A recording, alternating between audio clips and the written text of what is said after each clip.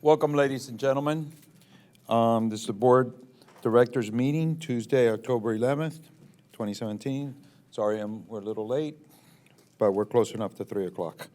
So at this time, I want to call to order the meeting.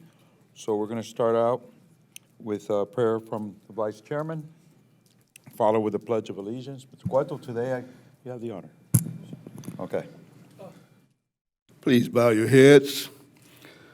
Lord, look over this meeting.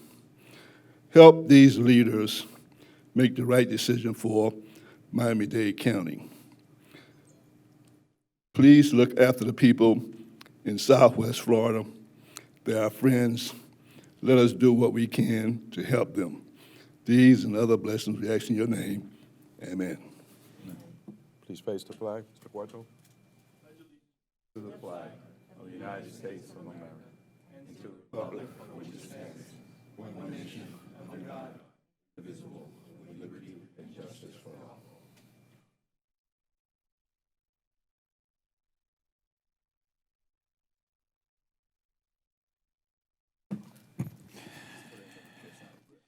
Good afternoon, everybody. Good afternoon, Mr. Counselor, Madam Executive Director. Good afternoon. Good afternoon. It is a sunny day, thank God, after a nice rainy couple of days.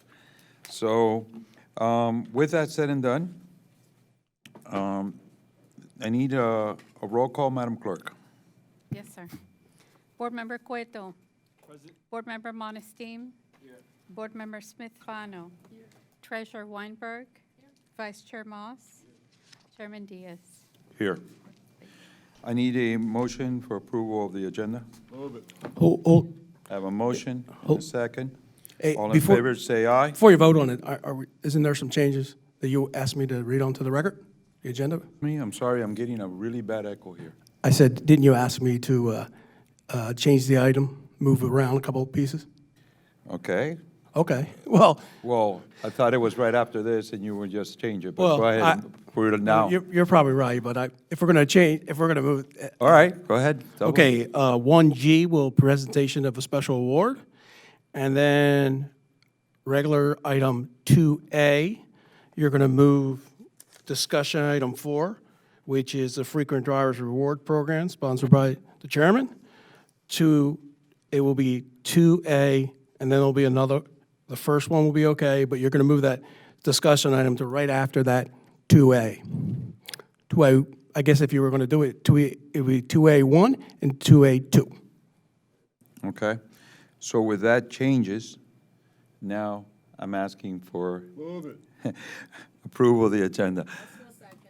Vice Chairman, thank you for your motion. Second, thank you. All in favor, say aye. Aye. Anybody opposed? None. You're good now? Yes, sorry. All right.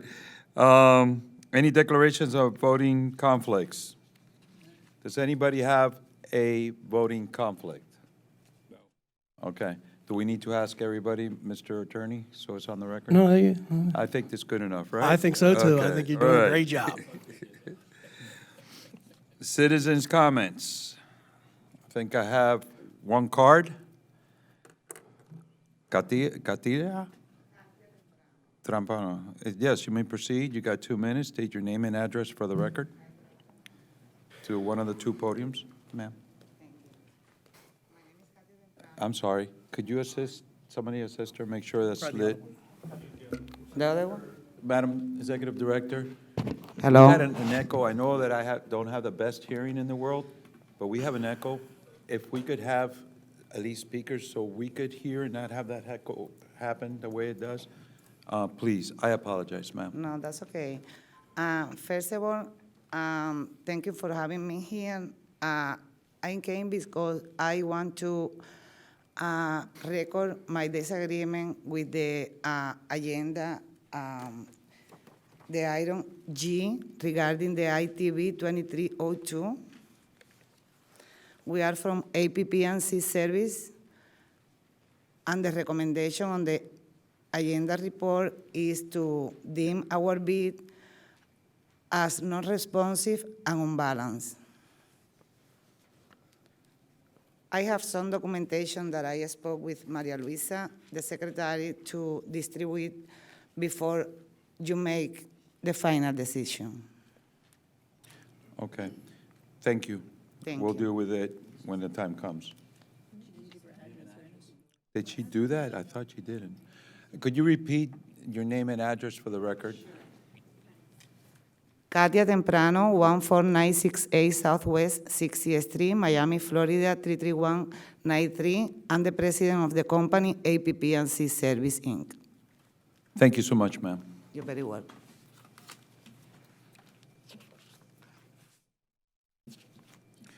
All right.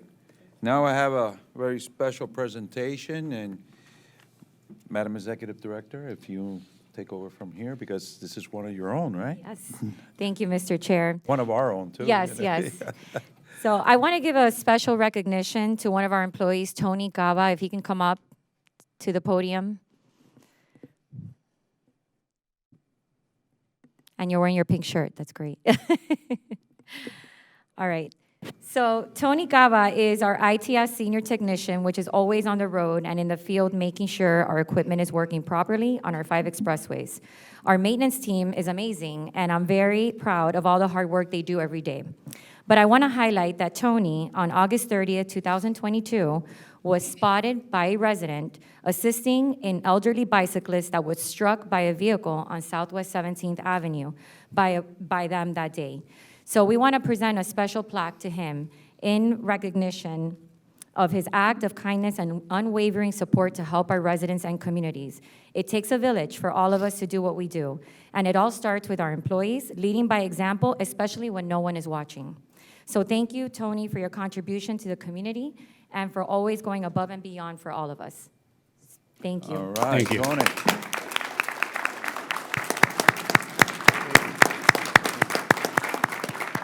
Tony, you want to say a couple of words? Of course, why not? Okay, yeah, man. It's all good, man. Go. So, honestly, I wasn't expecting this, but thank you very much all. Thank you for this recognition, amazing recognition. I would like to first thank God because He gave me the chance and opportunity that day to serve somebody in need. I was there, I was able to help out in any way I could. So I thank Him for that. And also, it's not, I know all of us have come across, opportunity like this where we need to help somebody out. And with that said, I think the recognition, it'll be for all the MDX family because we always do what it needs to be done. And we have the heart and the desire to help others. So thank you very much. Hold on. Tomo, we have something for you. If we can all get up to take a picture. You like Tony? Not just talk, it's also presentation. Yeah.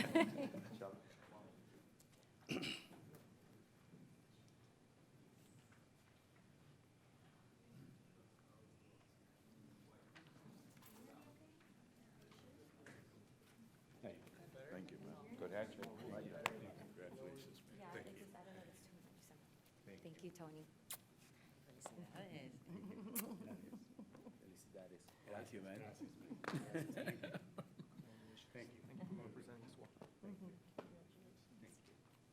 All right. No, we should have got it on Channel 7 or what?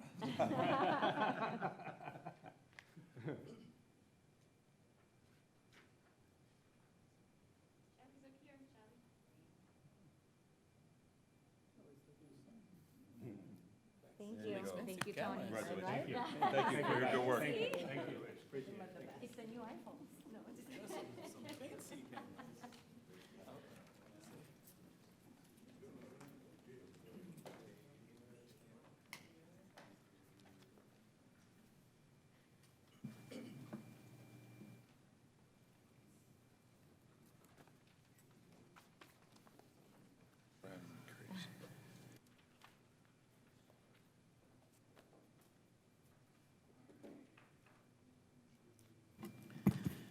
Mr. Attorney, let's go into it. Give me my Okay, first regular item. agenda.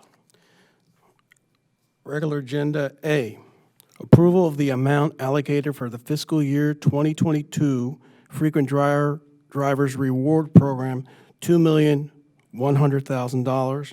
And 2 will be discussion item, frequent drivers program sponsored by Chairman Diaz. I suggest we do these separately. Yes. Do have any questions on We, A1? Mr. Chairman, if I may, Marie's going to be giving a presentation on item 2A1, and also it ties into item 2A2. Okay, good. Marie, Good afternoon. thank you.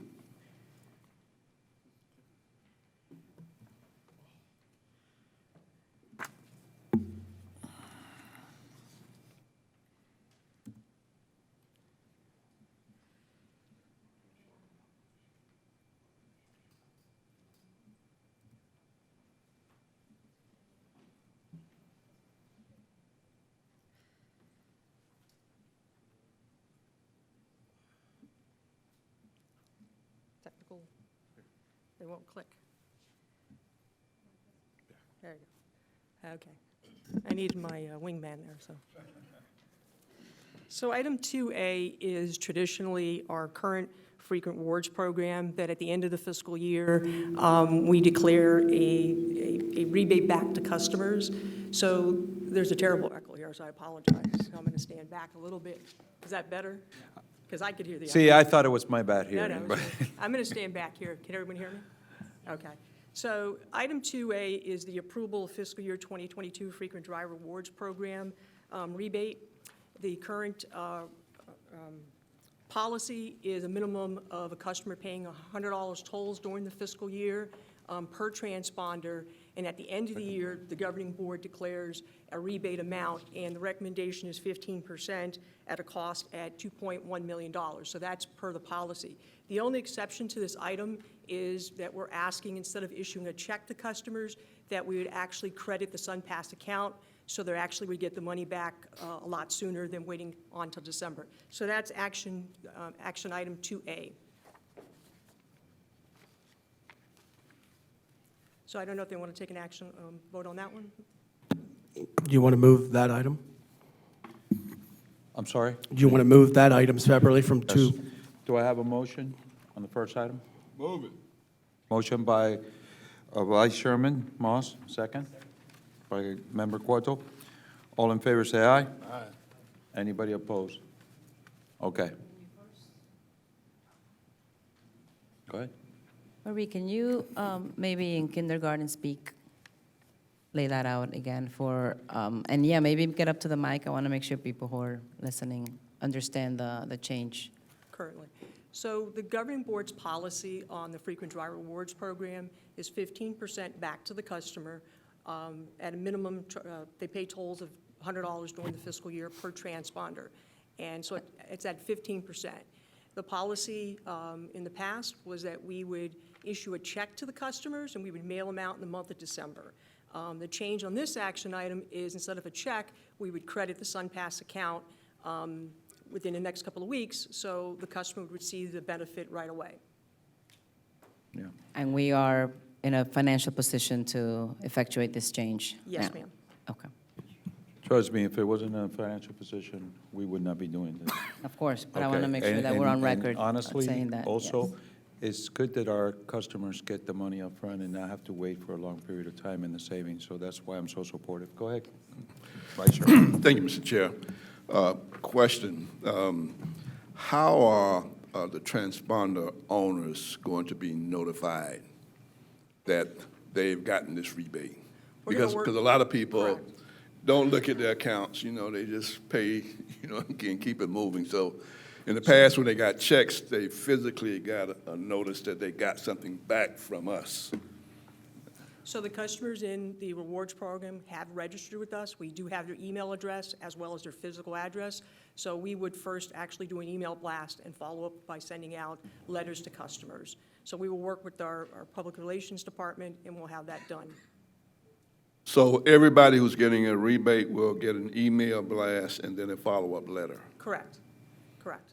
and they can also log into their account. So we're going to direct them to their account to let them know what they got, and we'll put a note there that it has been credited to their account. And so on the email blast and the letters, it's going to tell our customers the amount that they are being given back, rebated. Yes, sir. I'd like to make on that. Thank you, Chair. Marie, can you explain to us why we're not going to be sending checks and be depositing in their account? What's the reasoning behind that, please? I think, at this point in time, we've have changed over a number of years the different percentages we issue to customers. So to make it just more efficient, that they'll see it immediately, they'll see the credit on their account rather than wait to the end of the year instead of getting a check. Could it have anything to do with a lot of checks that were returned? So in this fiscal year, we actually did 2 years together. So we had about 8,000 checks that were returned, but we still have a pretty good clear rate. Usually when we mail out our checks, about 92% of them get cleared in the first round. Because of COVID, we combined fiscal year 2021 with fiscal year 20 because we didn't issue a rebate back in 2020. So we had 2 years, so it was about 8,000 checks. Thank you. Who has the floor? Mr. Chair. Go ahead. Marie, just a question. For any customer who may no longer have a transponder, they may be moved out of town, is there a process by which the agency would be notified and therefore be able to issue them a check and ensure that those dollars get to them? We're going to have to put a process in place. I mean, if a customer no longer has a SunPass account, we probably don't have a good address either on file, so that money would be held with the authority until such time we would have to rebate it back to the state of Florida through an escheatment process. Customers whose checks haven't cleared at this point in time, we're not going to issue any of the further checks. We're actually going to go ahead and credit their SunPass account for previous years if they're uncleared. We have to wait about 6 months for those checks to see if they clear or not. Okay. Member Monestein. I'd like to better understand the need of having to send a letter after the money is deposited. The reason why I'm saying this is first, I mean, I'm afraid that you may be incurring additional costs because you're doing electronic, you're doing letter, right? And whether we can ask people to sign up as well for which method they would like to communicate with us when they sign up for a transponder as in the future. So, which would prevent some people from having to expect something in the mail, because you take most younger individuals, they want to do everything electronically. So if you give them an opportunity to sign up, that solves a lot of problems from get-go. So we'll work with our public relations. I think we're going to do an email blast. We'll put it on the website, and we'll also have it on our phone system that someone calls in, so they can, so various forms, as you indicated, that they can expect their SunPass credit very shortly instead of a check. I think you are correct. Sending out letters are very cumbersome. Most people throw their mail off to the side with all the flyers. But we'll work with public relations to make sure that we're communicated properly to the customer. Yeah. Part of my issue is that whether the person knows that they're getting a credit or not, it doesn't really matter to me. Most people check to see how much they have left on the account. Eventually, they will know. Most people have to replenish their account. I mean, most people are not. Some of us here and some of us in the audience, most people have to replenish their account all the time. I'm talking about people like me. So if you get a credit, you get a credit. So I don't want us to do that and having to incur the cost of sending letters that people will not read, that people will not, it doesn't make a difference to me. So that's my cup of tea. Mr. Vice Chairman. Thank you, Mr. Chair. Commissioner, I'm not as diligent as you are. I don't know the last time I looked at my account, and My only concern is I don't want us to do this good deed and then have people not realize that we've done it. Thank you. You know, I've been stressing, particularly in the minority community, and, we have our consultants with us, here, and I like to see something developed, if you will, to basically make underserved communities aware of what MDX basically does, because MDX serves the entire community. The entire community uses MDX. And, I want to make sure that we can build up, a cadre of individuals in the community who support what we do, because we do good work here. But if people don't know that we're doing good work, then, all of the bad stuff is all that you see out there. And particularly, again, looking at minority communities, I think that that's an untapped group of support that's out there, that we've not reached out to, as much as I think that we can and we should, to make sure that they understand all of the good things that MDX is doing. We're going to have the negatives, the errors are going to come in, but we need to be able to tell our story. Otherwise, others are going to tell our story for us. And we're doing some good work here, and we need to find a way to make sure that the entire community understands that. Mr. Vice Chairman, that's something that I've been saying since day one, since this board, basically the new board started, that we need to get communication out there. If the people don't get the communications, they really don't understand who we are. And especially some of the communities that really are hardworking people.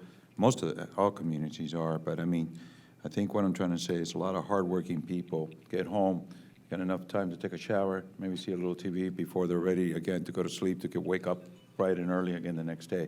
And it's pretty much a cycle. So they don't really have all that time. So it's whatever means, and I think the consultants could get back to us.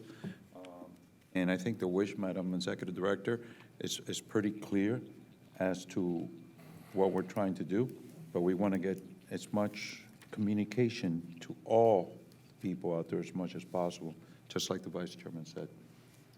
So with that, let's go into, we already took a vote on 2A1. Let's go into 2A2, the discussion, which will follow up with the presentation, am I correct? So this is part of item 2A, and this is in regards to the temporary frequency volume discount program, which is a discussion item that you sponsored, Chairman Diaz. So this is a brief presentation. Currently, MDX has 4 rewards program in place. We have the Frequent Drivers Reward Program, and this program is intended to benefit the frequent users and the daily commuters. And MDX has paid out over $25 million to the customers since its inception in 2015. We also have the Multi-Axle Vehicle Program, and this program is intended to benefit commerce. And it's a very unique program because it's one of a kind in the state of Florida. We're the only agency that does this. This program caps the toll rates for the trucking industry, and it's an enormous benefit because the cab is charged the toll rate and the trailers is free of charge. And this program has saved the trucking industry over $51 million since its inception in 2015. We also have the Military Discount Program, which is a more recent program, and that program provides active military a discount on toll rates of 15%. And finally, we have the free SunPass Mini Transponder Program. At various points during the calendar year, we go out to the community and we give out free SunPass transponders to customers. And depending upon budget availability, we put $10 on the transponder to assist in the registration process. A lot of people don't have a credit card or have the money available to actually register that transponder, so depending upon our budget, we assist that process. So those are the 4 programs that we currently have. Under discussion today is the current Frequency Driver Reward Program. You just passed fiscal year 22's cashback rebate to the customers, but now we're looking at a temporary Frequent Driver Rewards Program for fiscal year 2023, our current year. And comparing the 2 programs, the current program is an annual program. It does require registration. The temporary program is a monthly program, does not require registration. Both programs are SunPass only, and exclude I-tolls and multi-axle vehicles. Now, I-tolls are referred to image-based tolls, and a customer is a SunPass customer, but they may not have a balance on their account, or the transponder is not placed correctly on the vehicle, and there's additional process that has to go through in order to recover that toll. So that type of transaction is excluded from both programs, and that is consistent with other programs around the state of Florida that also exclude I-tolls.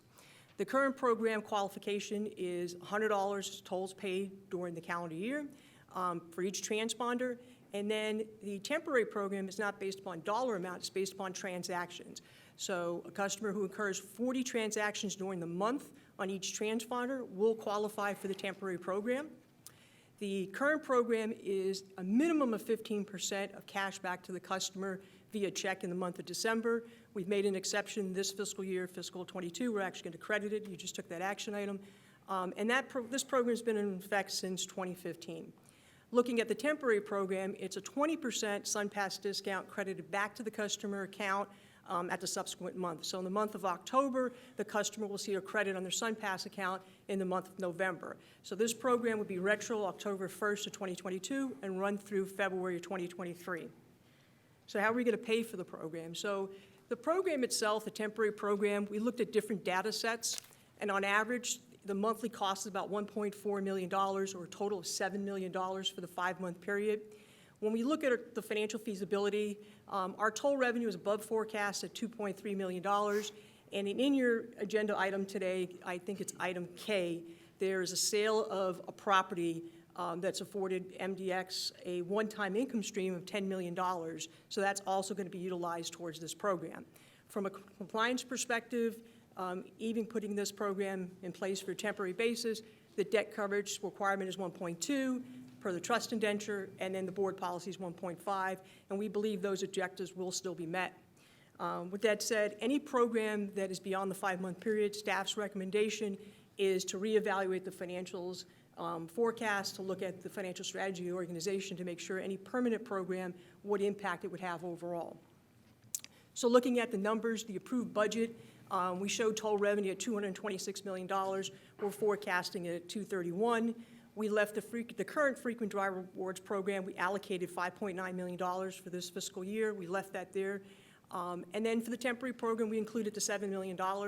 And then other income, investment income, we included the $10 million in the sale of the property. And we also took an adjustment for investment income because we know rates have gone up, and we feel that line item would also cover this program. So you're looking at an additional revenue overall about $9 million.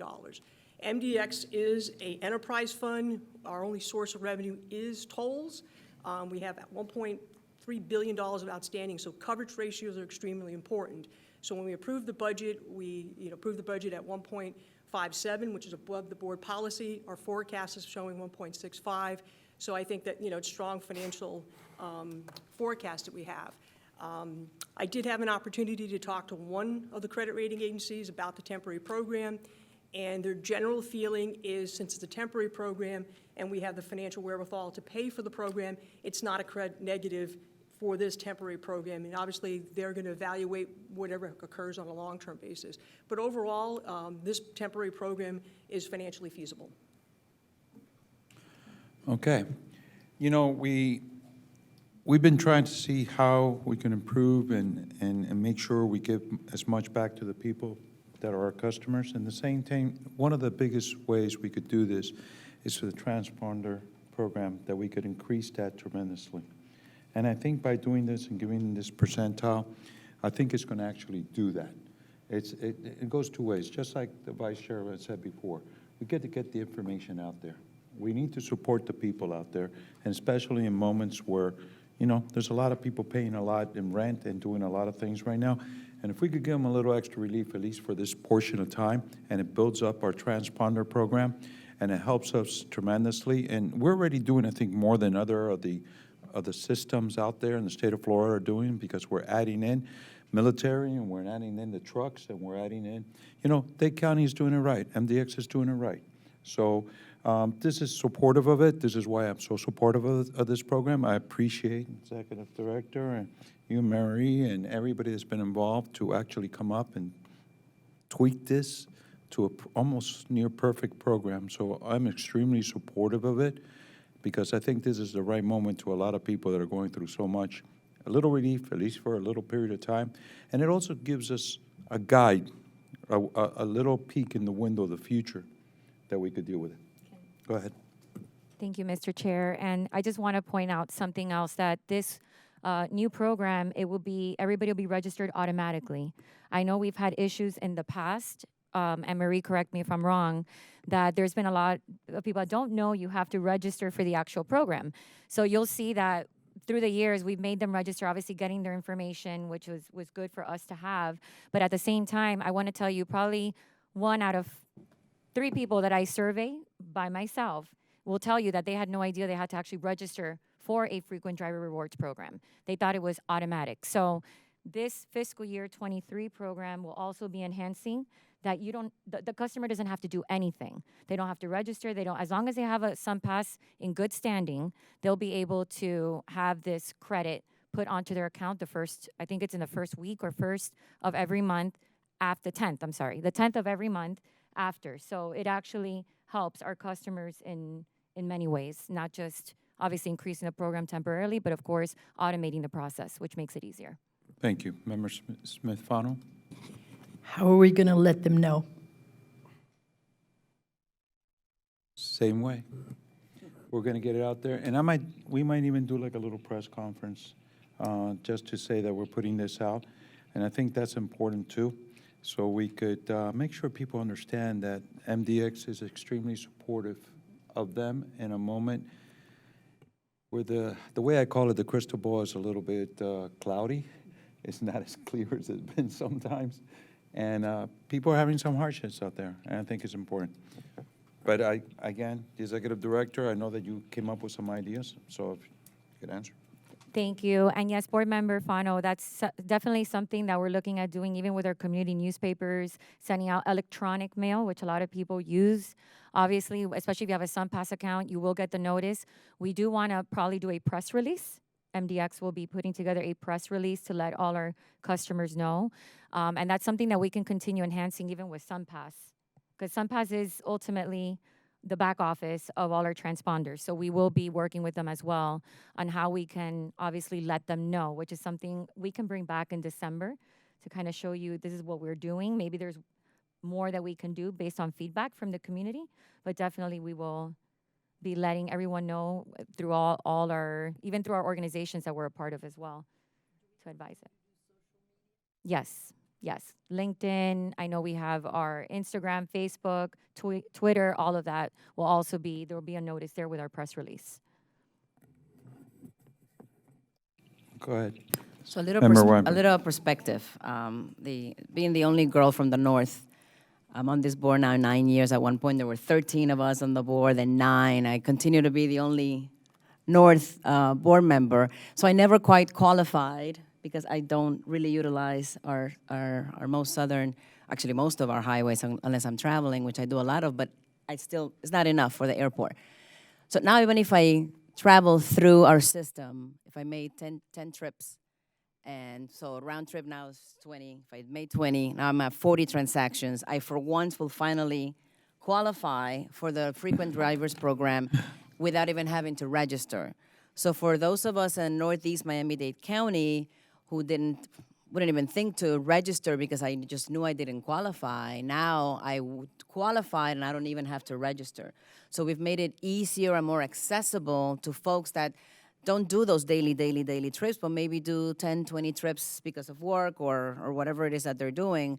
So I particularly like this because I feel like it's a segment that was overlooked, and now it's like almost everybody can qualify and apply and take advantage of the program. So absolutely, let's blast this and tell everybody that they now have an opportunity to enjoy that 20% discount. And this is a pilot program, so our goal would be seeing how it goes, and then eventually kind of could become the norm. And I'm glad that you had that chat with with one of the agencies, because it is important for these graded agencies to understand and for us to know that we're always moving in the right direction. That's why I will always ask the question: we can afford this? Yes, we can, because I want to make sure that we've governed ourselves so well since inception, since we began, and that served us well. So I always want to make sure that we're doing right by the community, and we're also doing right by the agency ourselves, so that we can continue to do right by the community, right? So thank you for that. I'm absolutely in favor of this new and improved rewards program. Thank you. Thank you, Member Weinberg. And believe me, just as you ask it, I ask it. That's the first thing I ask. Mr. Vice Chairman. Mr. Chairman, thank you. I am in support, but again, I go to what Board Member Smith-Fano, stated. We have to, I'm getting back to this point, and it probably means putting more resources into our marketing programs and working with our consultants to come up with a plan and to get what we do out there. Because you can do all these wonderful things, and if people don't know, it doesn't make a difference, And so I'm going to always come back to that. We've got to figure out how to let people know about all the good things that this agency is doing, okay? Because they're going to hear about all the bad things, supposedly, that the agency is doing.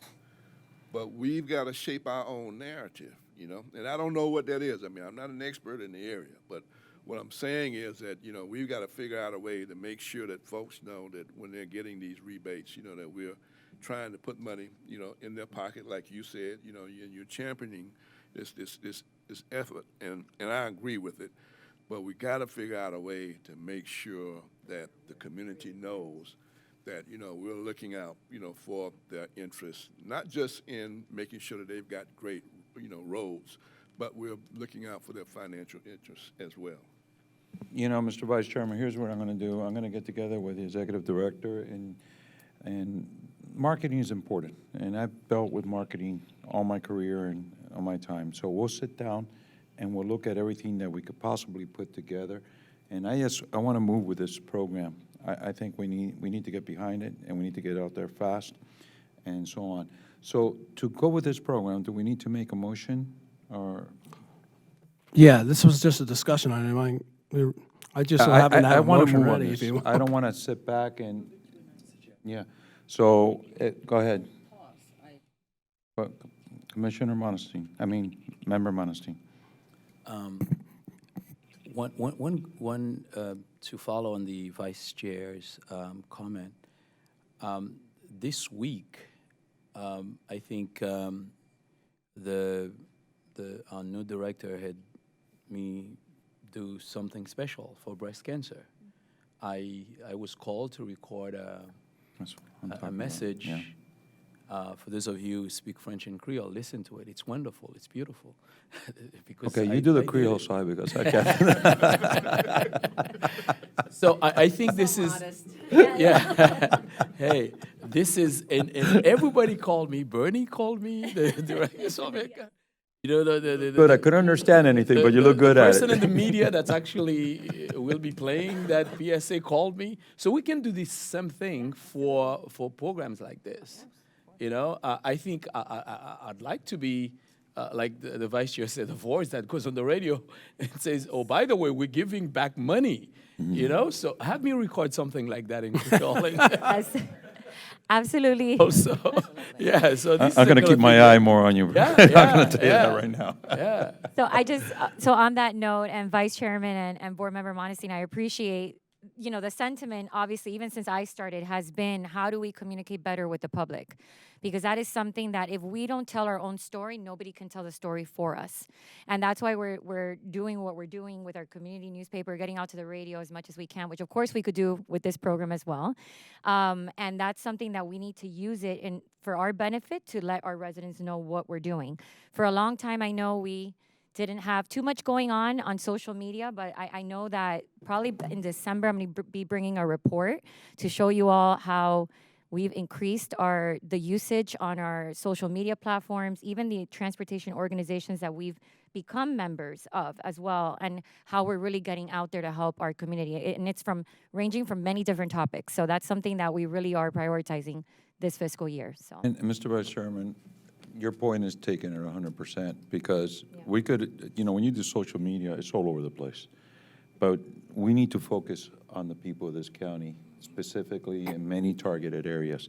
So we need to home in, and sometimes the community newspapers and some of the different types of advertisement are the ones that actually target it. And if it's needed, we also do mailers, you know, that people could see this in a very good production and could be done.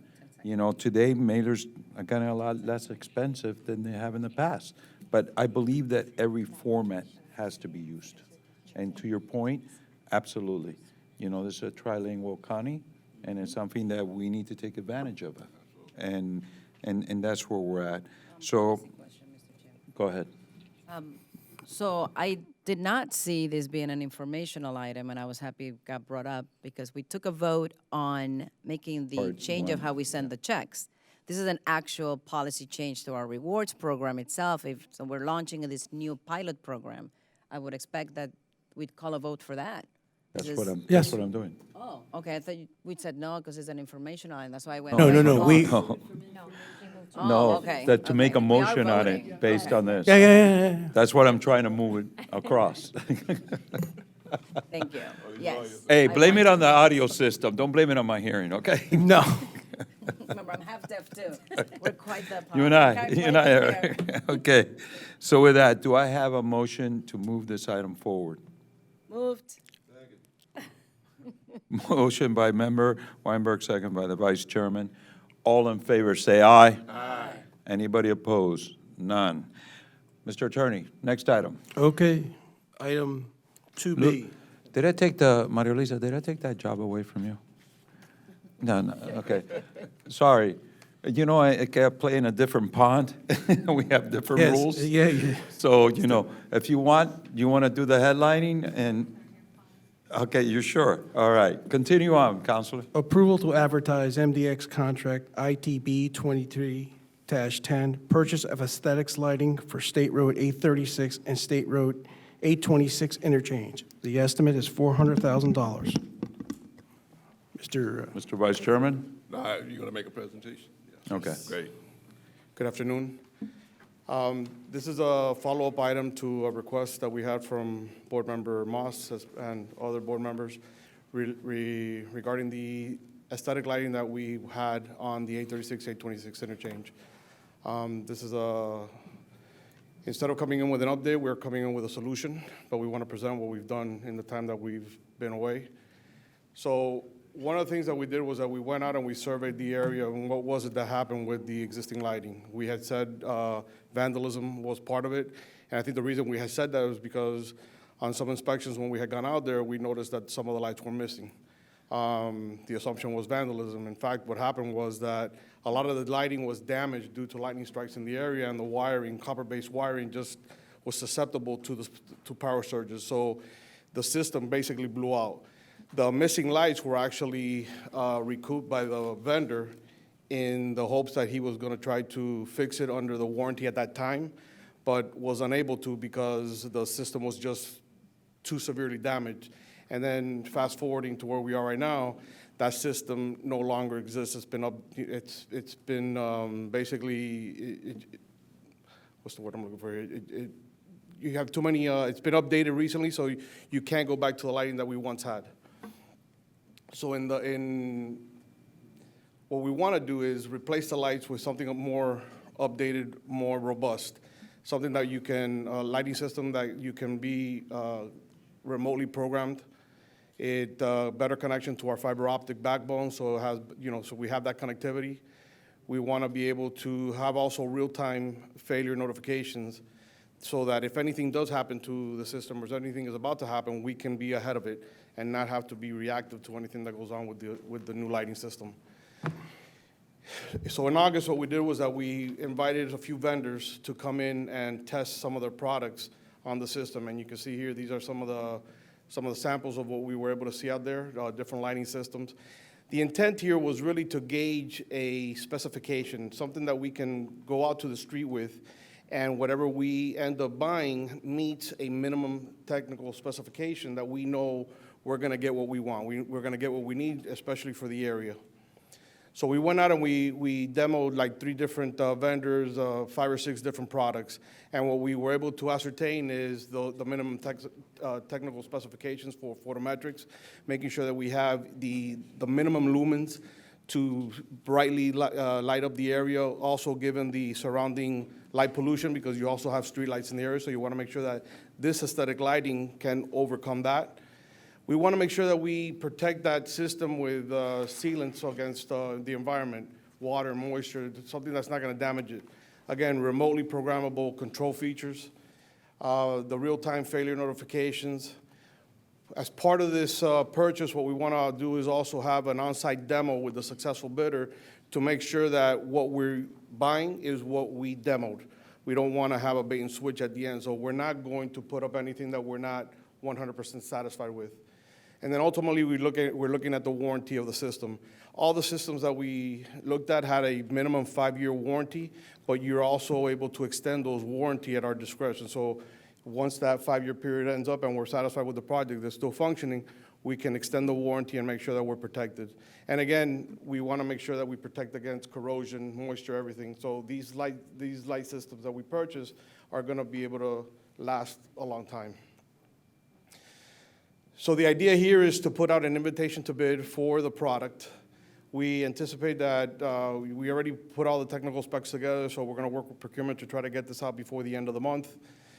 We anticipate a contract award, hopefully in the December meeting, but since it's early, we might have to push it out to the January meeting, but we're going to try to do our best to get it as early as possible. And we anticipate that we can have the entire system up and running by the April-May timeframe. So by the beginning or the end of beginning of summer of next year, we'll have the interchange back up and running. And what we're looking to do is use our existing contractors to do the installation. Now, looking forward, because that was another issue or another concern, is what are we going to do with the rest of the system? So we've been looking at other opportunities on the system. Obviously, the 874 ramp connection is one of those. When that bridge was designed, it wasn't designed with the infrastructure for the aesthetic lighting, so we're going to have to do a little bit of a design for that. But the good thing is that now we're going to be coming up with the next work program cycle, so our intent is to add a project that's going to address the aesthetic lighting so that we can immediately jump on that in the next work program. We're also looking at the double-decker for the 836 I-95 interchange. That project is actually being designed with aesthetic lighting as part of it. So as we develop that and we see what lighting we're going to be doing there, we're going to be bringing those updates to the board so you can see what our intent is to do with that. And then we're looking at other areas. You know, obviously aesthetic lighting is costly, so it might not be applicable everywhere, but there's always opportunity. So one of the areas that we want to look at is the Lejeune Airport flyover. Now there, we're going to have to coordinate with the airport and FAA to make sure that whatever we do there doesn't mess with the runway lights and so forth. You know, the last thing we want is to distract the, flights coming in. So I wanted to show you an example of things that we've seen in other areas. In Jacksonville, they have this lighting on one of their Acosta Bridge. Again, this is a variable lighting. You can do basically run the gamut with whatever color scheme you want to do, remotely programmed. This was a design-build job that they did for about $2.4 million, so it's on the high side when you look at it. But again, it all depends on what the board wants to do as we move forward with these projects. Another project that we looked at was in Massachusetts. This was another underdeck lighting. This is a little more similar to the type of structures that we have. So this could be a scheme that we look at for the double-decker, maybe do a combination of something like this with pier lighting. The home bridge in Milwaukee, you see how they're doing the structural work and how they light the beams and the trusses. And then another project that's very representative of what we have here, lighting up the piers, lighting up your beams. I think that's something that we want to look for when we do the 874 lighting, is how maybe not so much the piers underneath, but do the beams and how we light the bridge on top so that it can be seen from not only the ground, but can be seen from far away from all different perspectives. And then these are just some local drawings. The Dodge Port Bridge currently, that's the lighting scheme that they have with the piers and the beams. And then This is a rendering of what the Signature Bridge in downtown is gonna ultimately look like when that project is complete. So again, aesthetic lighting is going to be something that we're gonna be looking at as we develop and look at the MDX Enhancements Manual. These are items that we're gonna be bringing to the board in the future. And also, we're gonna be looking at opportunities in the work program wherever we see that it's applicable to present aesthetic lighting in the future. And thank you so much. I've been asking about this for some time. Madam Executive Director, thank you so much. Lighting, aesthetic lighting creates an iconic structure. If you look at all of the football games and the basketball games, they have the bridge, I don't know, that you just showed, that's featured many times. And it says something about the community. When that lighting existed on the 826, 836 flyover, I can tell you, that people talked about that, about how pretty it was and, how good it looked. And then it just kind of went away, So we're going to bring that back, and I'm glad that we're looking at other opportunities to enhance that. Because, again, when people start showing what's going on in the community, many of these structures, these lighted structures, are the ones that are basically highlighted. And again, I go back to the football games and the basketball games and those kinds of things. So I look forward to this moving forward. Any questions, comments from Treasurer? Thank you, Mr. Vice Chair. From the safety perspective, I didn't care for, and I don't think you did either, the very busy one with the rainbow, just Yes. because there was the variation of colors and how long of a stretch it was. So I just wondered if, from a safety perspective, what the studies or what we've looked at. I was a big fan of the underpass lighting because I think it can enhance communities. Nobody wants to be under the bridge, yet we're making the under the bridge seem very classy and elegant with that. Not sure about lighting up an entire roadway, and maybe the engineers can chime in on this. It just made me a little uneasy.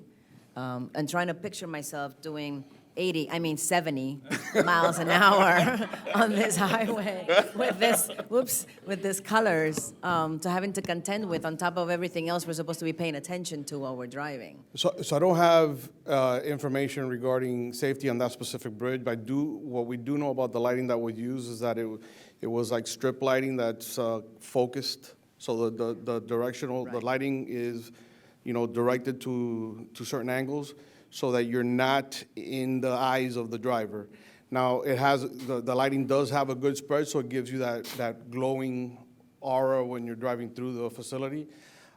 We can reach out to Jacksonville and see if they've had any issues with safety on that, but from what we've seen so far, because of the way that the lighting is designed, it's not a hindrance to the commuter.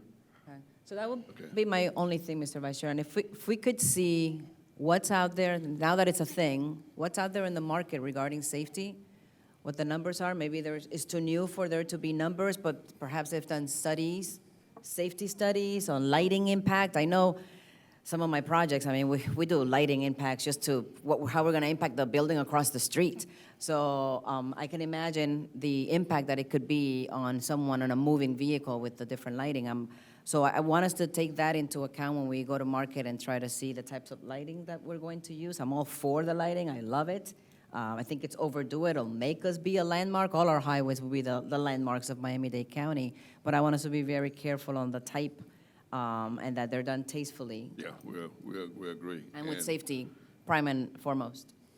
Board Member Monestein, and then we hear from Well, Executive Director. the lighting looks so Miami, so that's one of the reasons why I would support doing that. And second, Commissioner Eileen Higgins, if you remember, Mr. Vice Chair, had an ordinance, I think, what was it, ordinance or resolution, suggesting or requiring that some of the landmarks downtown, some of the buildings,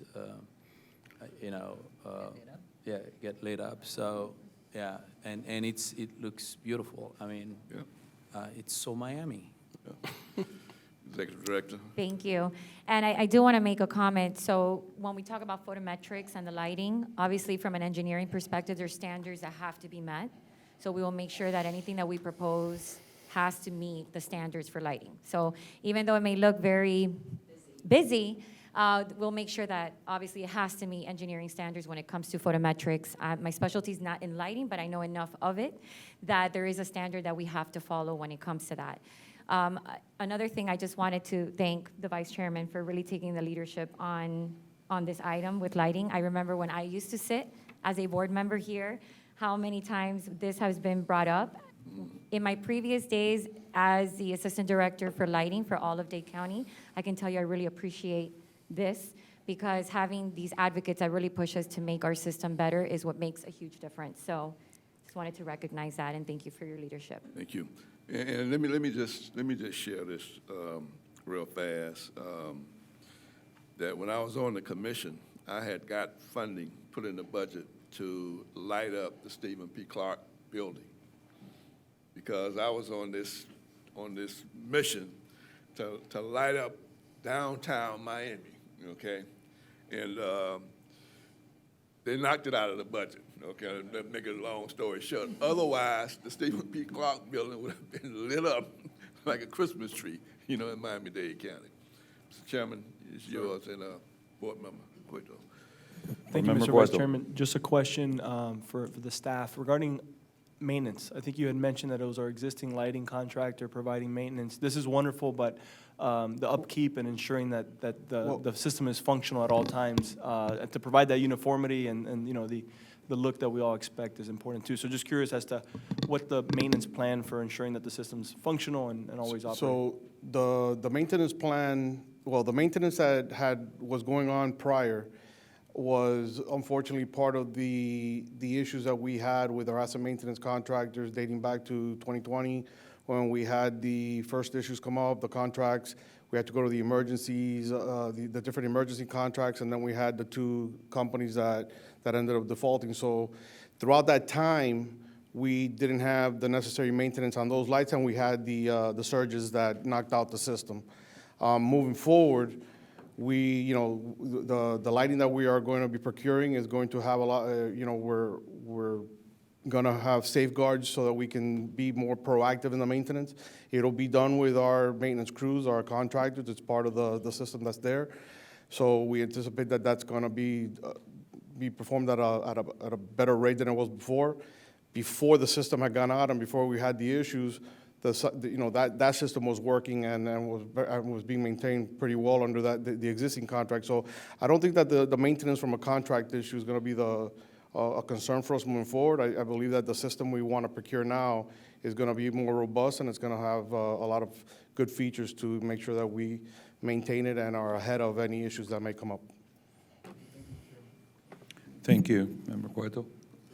Mr. Vice Chairman? Mr. Chairman, I'd like to move the item and just say, mark my word, as we light up our structures, people are going to recognize it, and they're going to feel real good about it, and I think we're going to hear good things about it, here on the board and in the community. Absolutely. I totally agree. So with that, I have a motion by the Vice Chairman, second by Member Fano. All right, so with that, all in favor say aye. Aye. Anybody opposed? None.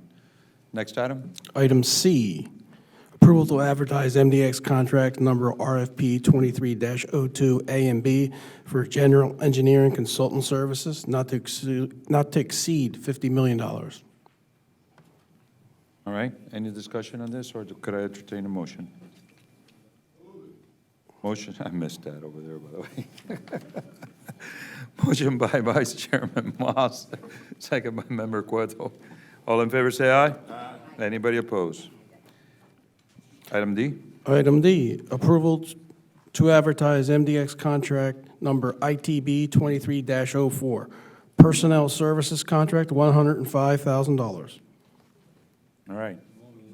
Hold on. I have a motion and a second. I'm sorry. You're recognized. On the previous item, we have to appoint a board member oversight to that RFP process. All right. Sorry. Member Cueto, I see you raising your hand. You haven't done one. Okay. He is on. Dean, I see your hand up. So Monestein, you're the new member to this one. First, don't laugh too much. Thank you, Mr. Chair. All right, so you got your member? Juan? Yes. You have your member, right? Yeah, he's got it. Thank you. Smarter than the average bear. And that's for item Okay, C. so with that, I had a motion by, you just got that, right? You just got that. So by Vice Chairman Moss, I believe, and the second was Member Fano. So with that, all in favor, say aye. Aye. Anybody against? None. Next item. Item E, approval of contract award for MDX contract number ITB 23-01, system-wide drainage inspections and maintenance, $1,302,821. Any discussion, guys? Seems straightforward. Move it. Motion by the Vice Chairman, second by Member Cueto. All in favor, say aye. Aye. Anybody opposed? No. Did you want me before we took the vote or be No, after? no. On the previous item on D, we need a Okay, this one's motion. done, so we're good, right? This is good. Okay, on the This is- previous item. Previous item D, we need a motion. We had the motion. They just went back to C to put Commissioner Monestein's oversight on C. No, I had. Sorry, Fawn. You know, we'll get you on the next one. All right, next item. Item F, approval of contract award for MDX contract 23-01, MDX headquarters roof replacement, $475,000 and $475,056. Sorry about that. You said 475? $1,056. Okay. Sorry. All right, with that, do I have a motion? Motion by Member Fawn. Second by Member Weimer.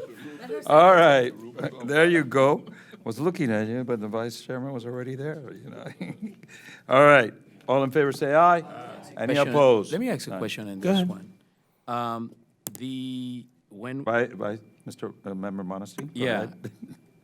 the lowest bid on the previous contract was almost 36% higher than what, so, Wow. so is this 475,000 This one was F, adjusted? yeah. A little bit? The roof. So we did a bid analysis based on our engineer's estimate, and what we saw was that due to recent inflationary costs on specific material items for this work, that that the prices came in a little bit higher. We looked at all the prices, next to each other, and what we saw was that it was consistent among all the bidders.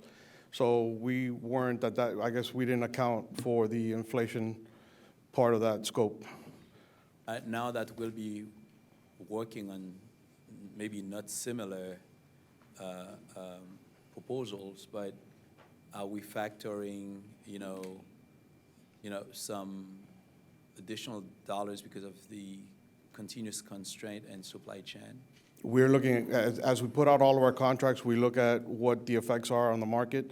On the previous item, on the previous item that we did for the drainage, that one came in under the engineer's estimate. So we're not seeing consistency as far as the effects on the market right now.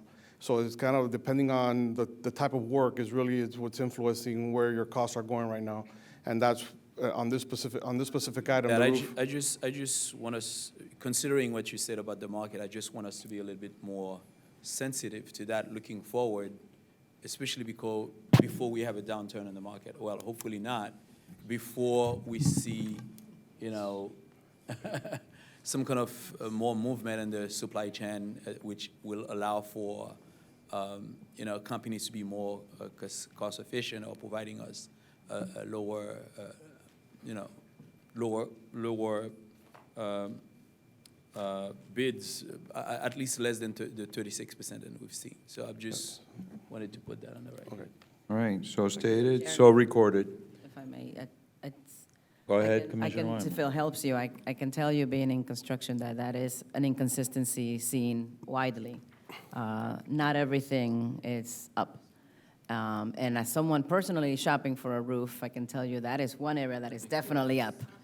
So I talked to Jose, he's got some good recommendations. So it's a factor of the times, I guess. It's supply chain demand. It's still a struggle, but it's not a struggle across the board. It's not all materials. It's not all the industries. It's a hit and miss. very specific, and Hit and miss. this looked just about right.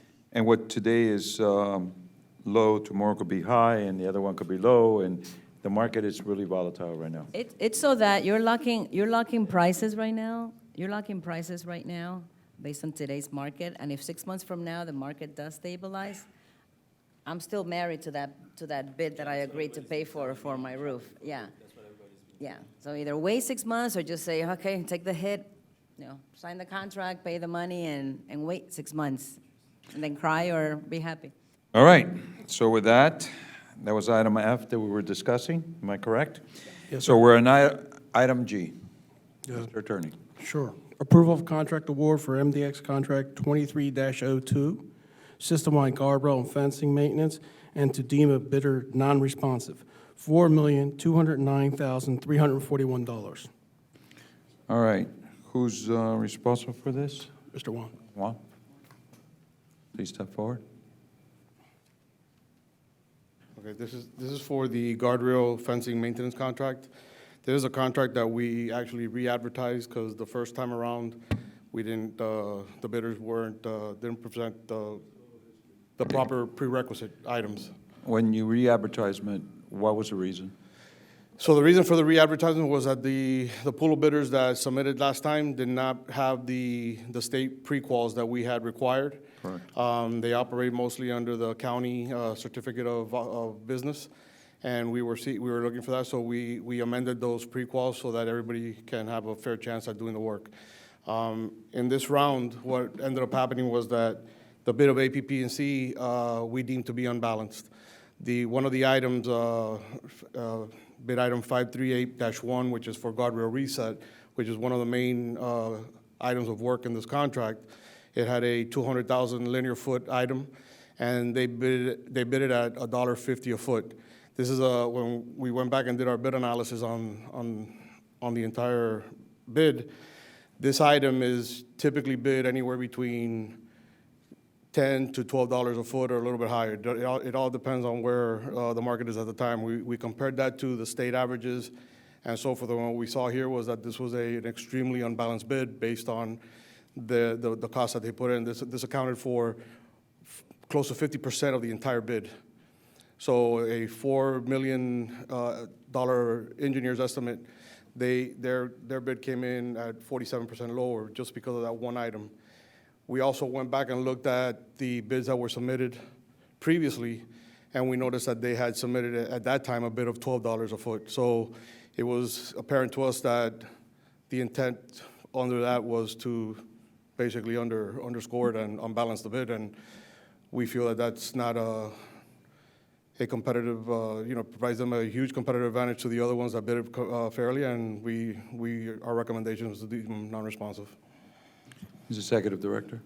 Yes, thank you. I just want to take a moment, maybe if I can ask Ramon to come up for a second. I really want you guys to understand just the bid analysis process, what is considered when it's unbalanced, how far off those percentages basically trigger that. So I just wanted to give a little more information on how it is that through a procurement process, we consider something unbalanced. Hey there. Go ahead. Right. Good afternoon. Yes, we normally put the engineering assessment together, and then when we get the bids from the vendors, we compare that with the engineering assessment that we had. So in this case, the engineering assessment was at $5.4 million. With the APP&C, the bid was 45% under the engineering assessment. When you compare the prices for the unit, for that particular unit, they have the unit price, they have $1.50. The other ones were at $8.15 and $10. So that's what we consider a non-balanced bid. On the previous go-around, they bid it at $12. And Ramon, and this is typical for any, just not guardrail, this is for any, when we look at bid analysis, when we're reviewing that from a procurement standpoint, this is not just because of guardrails, for any unit item, for any contract. It's the same process Right. for any type of contract that we're analyzing this bid. So, That's what we normally do, and we look at the DOT estimate. We go back to DOT, the historical prices, and that's what we got the numbers. Our number for this particular item was at $12.83. Okay, so approval to be deemed the bidder non-responsive, and those are the reasons why the bidder's non-responsive. All right, the bidder did come up and asked, did specify her protest on it, and I think that suffices our goal, unless one of the members would like to have further questions at this time. Just, Mr. Vice Chairman. thank you, Mr. Chair.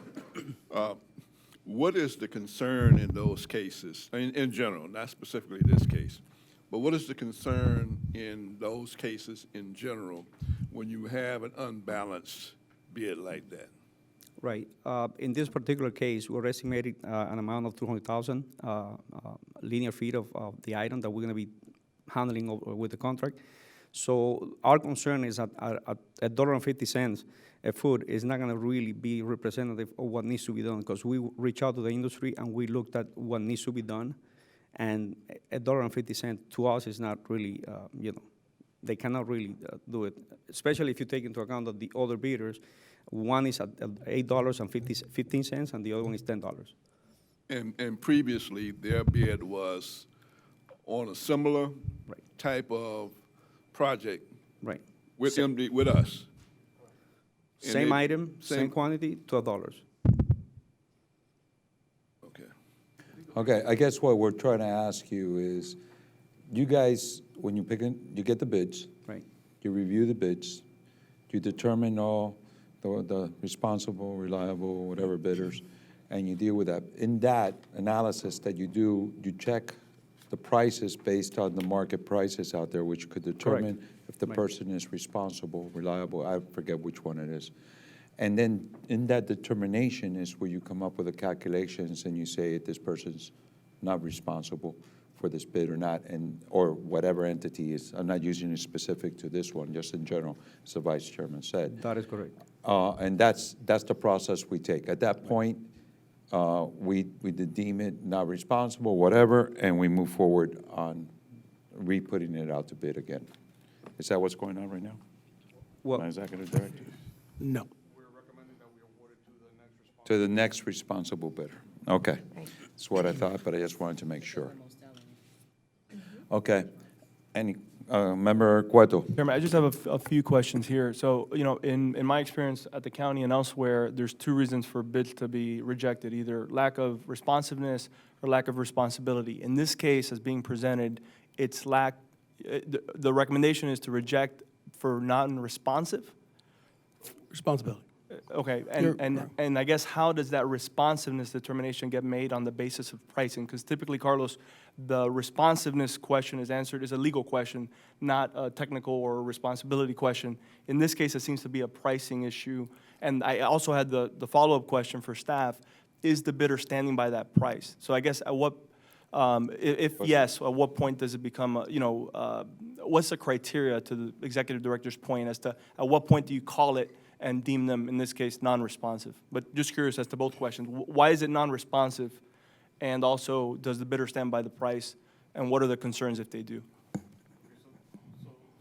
the fact that we, through our bid analysis, found that the bid was unbalanced makes it, in our estimation, an unresponsive bid. It was, they intentionally unbalanced the bid for an outcome, giving them a competitive advantage.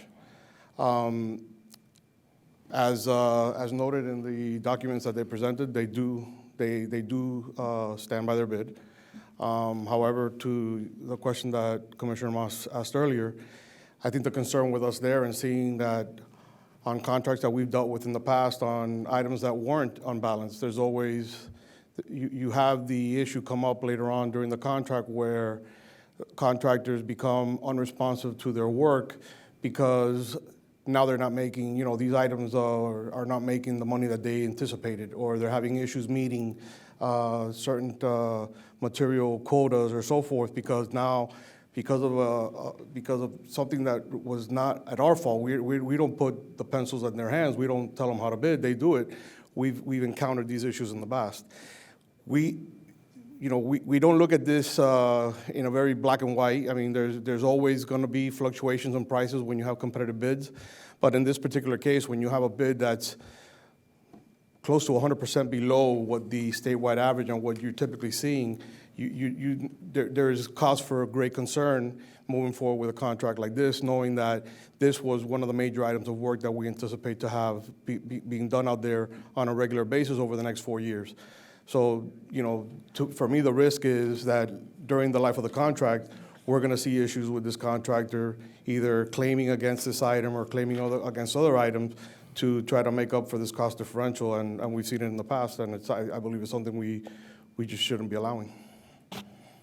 I still have an issue with what Member Cueto is saying. If the person stands behind their bid and they'll sign that they'll maintain that bid, even if it's not reasonable or whatever level you want to give it, or engineering term you want to give it as you price it out, if that person signs that they will be responsible in whatever affidavit and situation you need to get them to do, why can we not accept it? And I think that's what Member Cueto was asking. May I? And go ahead. Okay, well, I think that for me, the way I look at what caught my attention is that I have to create a level playing field for everybody. At $1.50, that doesn't even cover the cost. So I'm not, when Juan is saying it's unbalanced, for me, it's, look, you can't do it for $1.50, and everybody was supposed to bid at $200,000. If we allow somebody to come in at $150 to lower their bid price, they're finagling the numbers. Okay, you can. I'm not leery. I know the analysis. I read Ramon's analysis. It is severely under the cost of the $1.50. So there is a feeling that maybe we didn't use that much in the past, or we didn't do this in the past. We didn't do 200, but that was the rules of the game, so to say. So if we don't use it, it really doesn't matter. Everybody's got to bid.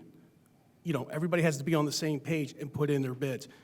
I will tell you, Ramon will tell you, you cannot do it for $1.50. There's no way. So it's not even, if it was, let's say it was $6 or $7, then I think engineering could go back to that person and say, hey, can you do it for $6 or $7? Because you're kind of getting closer to what the other people bid, but at $1.50, it's an impossibility. Mr. Chair, my only concern is, I guess, at what point does it become arbitrary? Where do you draw that line as to what's... I know exactly where you're coming from, so I want that kind of cleared, because let me give you an example. Let's just say we're going into oranges, and we're trying to sell oranges.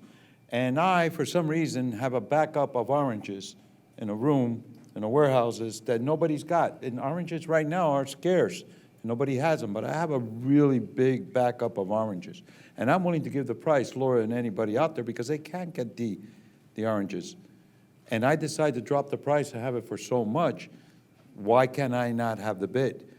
Now, if the person is not reasonable and responsible, then that's another set of categories.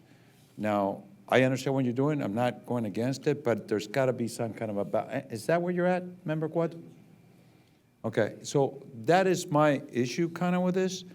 I don't know what this particular person is getting the guardrail at or not. I just want to make sure that when we try to do too much playing fields, it really upsets the market out there that somebody could give a good price. Now, it is also on the opposite side of this to protect the entities from people that are trying to lowball. I got it in the first place. It's just I've been at this for 30 years, and I've seen pretty much everything, as the dean to my left has, pretty much everything out there. And then the change orders come in. And the county, just to give you an example, the vice chairman will tell you, my whole first couple of years was no change orders in the county, remember? And it was because people will low bid, and then come back and say, oh, no, we need to do a change order because of this other thing that wasn't caught in the revision of the plans and brought the cost of that to upset the difference here. So I guess we move forward. As far as I'm concerned, I think something else to add is that the person who is the lowest bidder was even lower than our engineer's estimate. So they'll go to them and say, look, is that correct? Yes. So if it was, I don't know what it was, say it was $10, and they put in a bid for $8.50, they still have to honor that price. They still have to ask them that.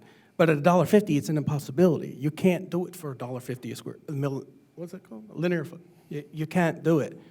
At $8, you're doing volume, plus you have the other part of the contract and everything else. no, I got you in the first Yeah. first go around, but when Member Cueto asked his questions, it left me also in the same doubt of some competitive bids as Member Monestein had asked, what if somebody could come in and do it for less?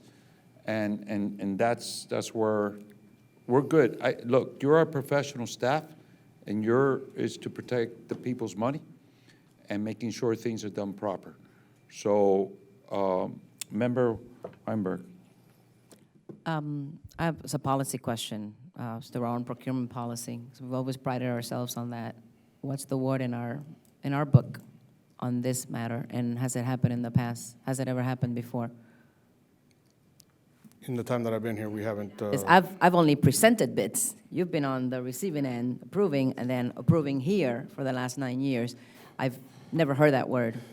This is the first time that we've experienced this specific issue on a So bid. is it therefore now a function of us to, now that we've encountered such a situation, to work that into our Madam Executive policy? Director, answer that. Can I want to ask Jackie to come up and speak. She's our head of our procurement, so I think this is more a policy question versus determining if what determines an unbalanced bid, which Ramon already explained. But Jackie, I think the question is, from a policy perspective, when we do analyze bids to make sure they're balanced or unbalanced, what's the policy?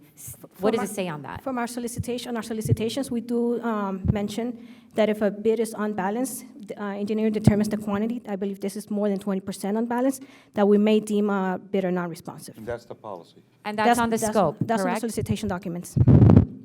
Solicitation documents that was sent out for the guardrail. Correct. That's it. Go. Thank you, Jackie. All right, thank you. So with that, do I have a motion? Motion by Member Weinberg, second by Vice Chairman Moss. All in favor, say aye. Aye. Anybody opposed? None. Next item. Item H, approval of contract award for MDX Contract 23-03, system-wide power generators maintenance, $1 million. Any questions on this, members? All right, do I have a motion?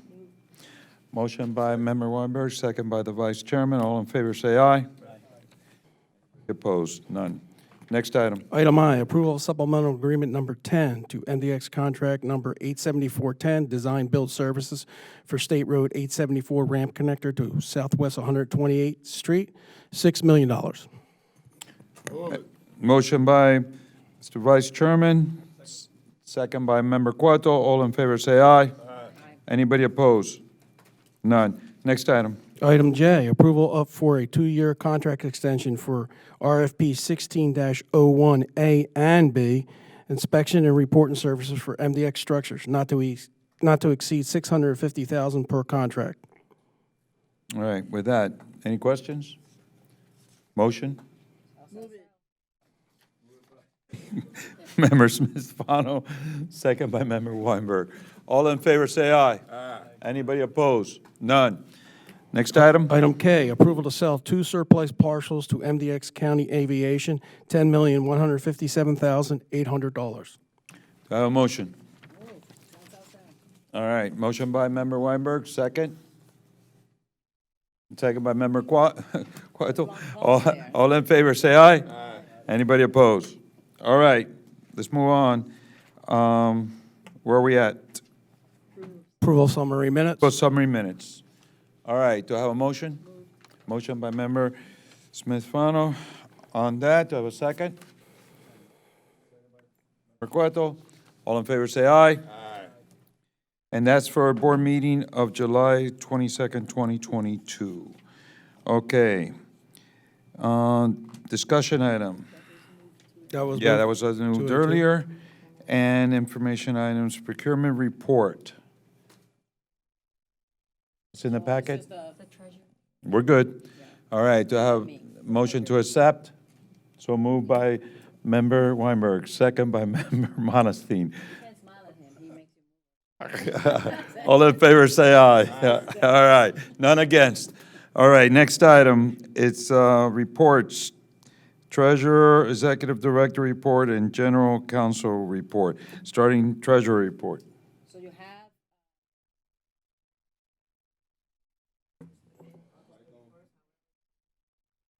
And microphone. So the treasurer's report you have in your packet that Maria had put together for us that we went over in preparation for our original board meeting carried us through August 31st. However, now we had some more time, so she's given us also some preliminary September numbers I want to give you.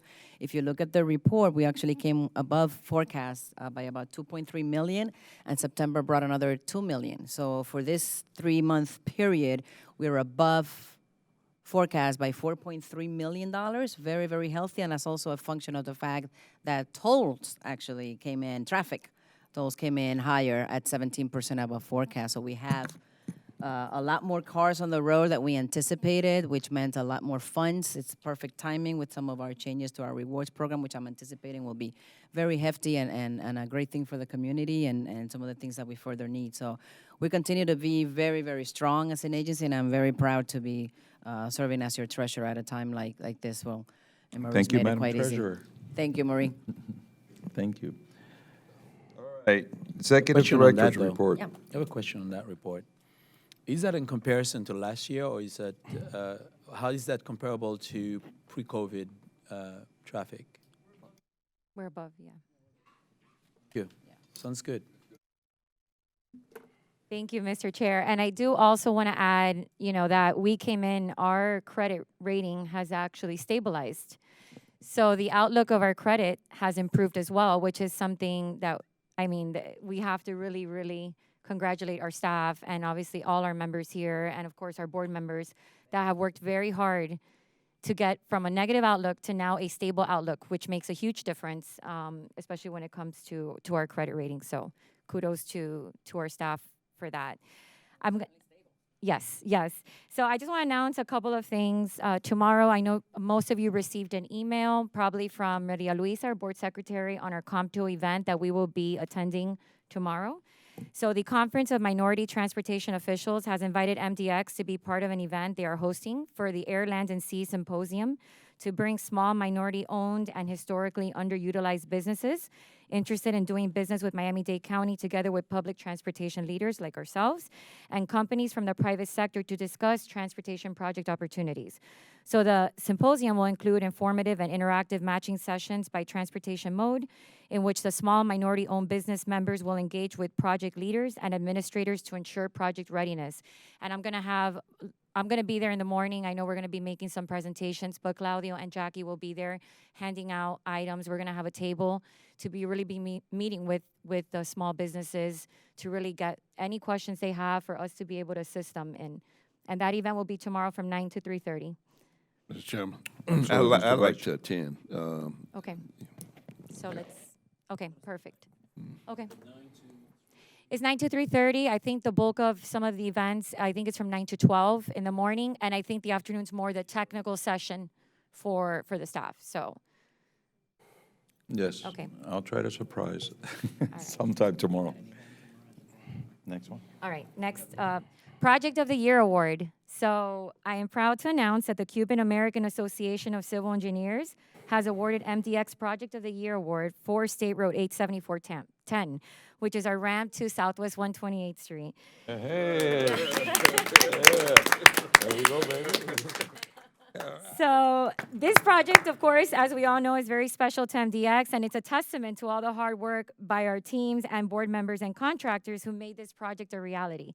And I know Board Member Moss, when he was a commissioner, pushed very, very hard for this project. And I have to tell you, it has made a huge, huge difference, and I keep talking about this all the time.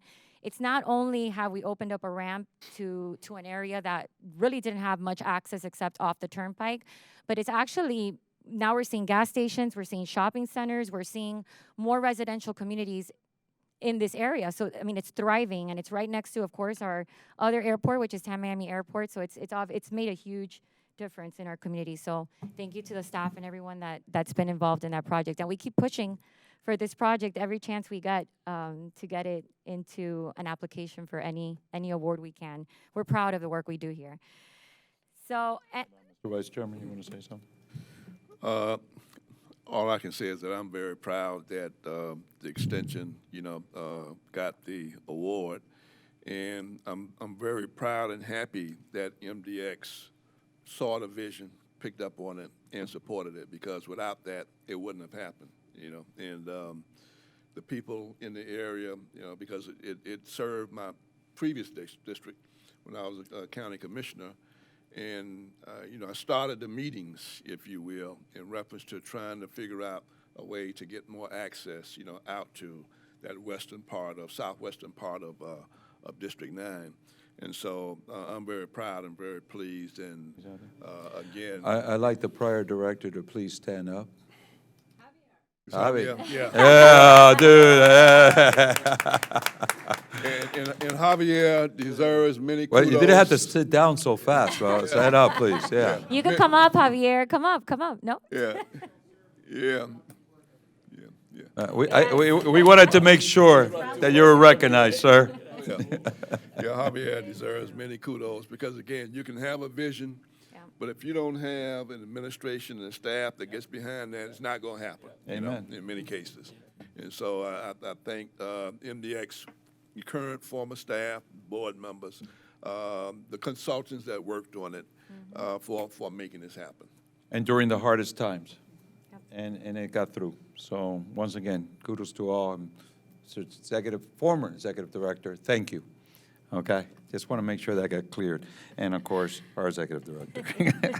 So with that, you got one more? Yes, I still have. Wait. So really quickly, an update on our summit/workshop. I know there's been a lot of discussion here on what we call it, but I'm going to call it summit/workshop for today. We are working we have actually a procurement firm that we're using to really evaluate our procurement policies and what improvements we can make, not only the ones that were mentioned here in the past, but also what else we may not see yet, because we haven't been involved with other agencies as much as now, but we're looking to see how we can improve that policy. So they're working on that. We also have our GEC that's working on our aesthetics manual update. So I want to be able to put together a workshop that really brings some options to the table for us to have a formal discussion. And they need about probably another 2 months or so. So we're shooting for January to have this workshop. It might probably be off-sites, and we'll do as a sunshine meeting, whatever is necessary for that. But I think our staff is working really hard to get all this information ready for us to have a good working summit/workshop. And that's awesome, because the more materials that we have, the better and more suggestions we could really analyze. You have one more? One more. Yes. I promise you guys will be out soon. All right, so for my last item, I want to take the opportunity to welcome and introduce Brittany Peretz. She is the Senior Development Manager for the American Cancer Society Southeast Region. She's one of the many backbones for this amazing cause, and it is admirable to see the amount of hard work and dedication that goes into planning for this month of October, and for all the work they do all year round to raise awareness and help continue increasing the survival rate, which in the last 10 years, the deaths from breast cancer has declined by 42%, believe it or not. So all the work that American Cancer has been doing every day, I know we focus a lot in October, but it really is something that's focused on all year round to bring awareness. So as you know, I was honored to be chairwoman of the American Cancer Society's Making Strides for Cancer Miami. So the walk will be held on October 22nd. So whoever hasn't registered, you still have an opportunity you can go on mdxway.com and find ways of how you can support. For me, the Making Strides campaign is a heartfelt labor of love. The amount of people that dedicate time to help others through ACS is overwhelming and, quite honestly, something to admire. Breast cancer, whether I like it or not, is part of my family's history. This is why I am so passionate about raising awareness, because I have seen and felt firsthand how this impacts others. As a local agency, MDX always steps up to support issues that affect our community and the residents we serve. Cancer directly or indirectly impacts every resident of Miami-Dade County. We have all lost a relative, a friend, a colleague, and to this disease. MDX has always supported the Making Strides for Breast Cancer in the past, including wrapping our fleet, which I'm sure you guys have all seen our pink road rangers out in the street. As you all know, they help if we need to change a tire, tow a car, whatever help you need. This is a platform for us to get this awareness out there. It's important to highlight that. So I want to give a special thank you, of course, to our MDX employees, our board members, our colleagues and friends for supporting Team MDX. I also want to thank the entire community for visiting our website to join this cause, and to our residents that volunteered for the American Cancer Society's Road to Recovery program, which provides cancer patients free transportation for cancer-related medical appointments at our local South Florida hospitals and medical facilities. I do want to point out, I have two board members here, Chairman Diaz, and of course, Board Member Monestein, that I know you're part of the Real Men Wear Pink campaign. By the way, sister. And so it's, of course, sister campaigns, again, for American Cancer Society. And if it wasn't for that support that we've received, we wouldn't be able to do what we do. It takes an army to battle cancer, and it starts with awareness, early detection, and hopefully someday find a cure. So with that, I don't want to take away Brittany's moment. Not at if all. you want to share a couple of words. Thank you. Can you hear me? Okay. Thank you for having me, Darlene. As you can see, she is our best chairwoman to date, with an incredible line of support that we've had from Miami-Dade County, City of Miami Beach, and City of Miami. So we were very excited to have Darlene as our chairwoman for this year. I do want to also say thank you to the other candidates that are in the room that are Real Men Wear Pink that are out in the audience today. There's a few there as well. As Darlene said, we have two campaigns that kick off in this fall and have been going on and will continue on through December of this year. Really being the highlight is our Making Strides Against Breast Cancer walk that happens every October. Every commissioner, both city and county, is invited to come out and join us for our ribbon cutting. That is our very coveted at the start of our walk next Saturday. But more importantly, I really want to thank what Darlene and the initiative that we've done with MDX, as well as with Miami-Dade County as well, of breast cancer awareness and going pink. I know that sometimes it's a topic that people are unaware of why we do it and what the result of that is. So each year, breast cancer charities use this month to educate women on prevention, diagnosis, and treatment of breast cancer. It's not just about wearing pink, it's about learning what you can do to educate yourself, your friends, and your family on the risks and signs of breast cancer. It's about providing support to those that need it and have been diagnosed, treated, or have lost someone dear to them to this disease. If breast cancer is found early, there are more treatment options and a better chance for survival. Women whose breast cancer is detected at an early stage have a 93% or higher survival rate in the first 5 years. So you can see, again, what this partnership means to us at American Cancer Society, and how we are forever grateful. So with that being said, this year, we will unite Miami Against Breast Cancer, again, next Saturday, October 22nd, and we hope to see you all there. Thank you. Thank you, Brittany.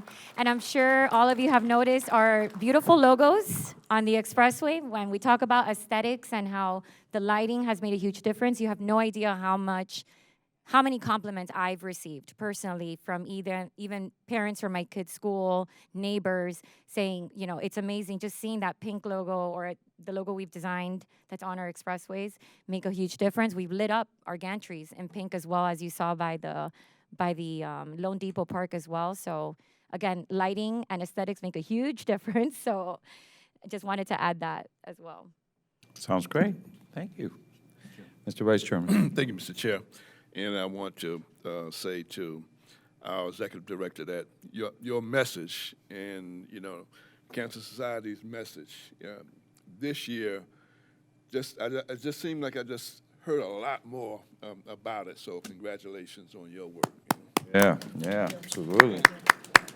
And Mr. Chairman, I'd like to have a report perhaps at the next meeting to look at the flyover at the airport. to look at exactly what we're going to be doing, you know, in the future. When you come in 836 and you get off to go over the flyover and you got the single lane, you know, what's the Oh, plan? you mean that turn that goes into the airport? Yeah, what's the plan? That's a very good point. We need to discuss that. Is that us or is that Miami-Dade?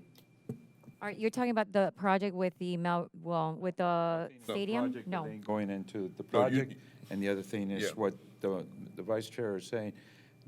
When you go into the airport, it says going into Miami-Dade, Okay. MIA, that curve, that then becomes one lane and gets Right. backed up. Right. And that's, I think, what he's trying to Yeah, do. it gets backed up almost to 836 at times, you know. Yeah, I endured it a couple of times already. And by the way, one of the things that law enforcement is doing is trying to deal with Uber and other for hire type people that are part of that backup because they line up there on the entrance of that lane to the side, and they shouldn't be. They have their own lot. So please bring us back a report on that. Okay. And one other thing, Mr. Chairman, in looking at what we're going to basically be doing, kind of lost my thought just then. What was the issue? It'll come to me. It'll come to me, Absolutely. yeah. All right, so with that, you're done? Yes. So, Counselor? Yes, I'm asking for a shade meeting. This is very specific statutorily, so I have to read this into the record, and I'll give you some highlights. Pursuant to the Sunshine Act, I'm requesting a shade meeting. Florida Statute 286-011-8A states that an attorney for an agency needs to advise the board that they desire advice regarding pending litigation. Pursuant to the statute, I'm therefore announcing that I require advice regarding the case MDX. Could you step back a little, I mean, Can you hear go me? back a little bit and see if we can hear you better, because when you get too close, it gets muffled, I think. Go Okay. ahead, You want me to start over? please. Okay. Pursuant to the Sunshine Act, I'm requesting a shade meeting. Florida Statute 286-011-8A states that an attorney for an agency needs to advise the board that they desire advice regarding pending litigation. Pursuant to the statute, I'm therefore announcing that I require advice regarding the case of MDX versus KB Investment Corp. The meeting will take place during the next board meeting, which is scheduled for 12/2/22. The individuals that can be present are the attorney for the agency, which is myself, a court reporter whose name has not been determined, outside counsel, which would be Mitch Bernstein, and Darlene Fernandez as the executive director, and all board members present for the meeting. Let me give you a little background, because I know the county doesn't use shade meetings. Well, Darlene wasn't aware, so I would assume that shade meeting is a meeting that we call, and we can have in private to discuss settlement negotiations and litigation expenses concerning a specific case that we're involved in. This case is an eminent domain case. It's a really old case. It's not because it's a dog. It's just that through the pandemic and you have to have a jury trial for these types of cases. It's been around for a long time. In fact, the old board gave the outside attorney, I think you remember that, pre-suit authority to settle the case. This is prior to the lawsuit. And that probably happened, I think it was in May of 2019, so it's in there. So what happened is they finally, we couldn't come to an agreement. They filed a lawsuit. It was scheduled to go in September. The trial was scheduled for September. However, there was some issues with the trial, so they pushed it back. Prior to that, the other side had never shown an interest in mediating the matter. And when they postponed the matter, we had a motion pending with the court, wiping out their business damage claims, and it was granted. However, eminent domain is a little different. They had a backup claim, so it's a lot lower, but Mitch, in good conscience, can't go to a mediation without board authority on how much, settlement. So I need to get him in front of you to explain everything and come up with, even if you want to settle, don't want to settle, but the board's the only one who can give him authority. Myself and Darlene cannot give them authority. Here's the fly in the ointment is always, we were supposed to say something September 28th and have this meeting October 28th, which would have given us plenty of time before the trial was supposed to start. However, being that it's October 11th, I'm going to have to see if I can round y'all up before mediation could take place. I will confirm with Mitch that that trial is going on 11/28. If it's not going on 11/28, we can have the shade meeting on December 2nd. So it's just timing of everything. And I will accommodate everyone's schedule. And I will try to get it together. But I can't ask Mitch to go into a mediation without a board authority to settle something. And with that, that's basically what we call in the county an executive meeting. Yeah. Okay, so whether it's shade or executive, let's keep that on the wraps. Contact each member directly as needs to be. Check the scheduling. I don't think we need to really discuss that right now. Sure. I prefer not to, with all due respect. I think everybody is contacted individually. I'm not going to hold discussion on this because I don't want to give anybody any insight moving forward. So please handle it directly, Mr. Attorney. Yes, I will. Okay. I'll work with Marty. I have a question. Can they be Zoom, the meetings, or it has to No, be you would have five, you need 5 present. by present? Okay. Well, we have 9, you should have 5 present, but 1 person could be on Zoom. Do we set policy on that? Because I know there's The governor been- set the policy on that. Trying to be very clear, but that's because of sickness and so on. It's not because Quorum of... requirements. Correct. So Zoom is not expected unless it has to be in person. So I'll review it with you, and then we'll put it out. I'm going to, We had the same issue, and we almost got into a legal issue, so Yeah. we dealt with it. Voting. Who's listening? Yeah, we're actually giving a decision. Yeah, we're making a decision. Exactly. So then that is called, yeah, So check it. Yeah. Mr. Vice Easiest Chairman. to get us all on video. I know. I'm just trying to avoid. That's why I don't want to get too much into it. Go ahead, Mr. Vice Chairman. Thank you, Mr. Chair, and I apologize for having lost my train of thought earlier. But the concern I had was asking for a report on the red line, 836, where the buses are supposed to run. Yeah, they are running. Thank God. But I don't see them running enough, though. Let me tell you something. I appreciate that because that's something with a lot of sacrifice that I've had ownership of for a long time, and we fought hard. And some people in the audience could tell you how hard we fought, and some people are sitting next to me.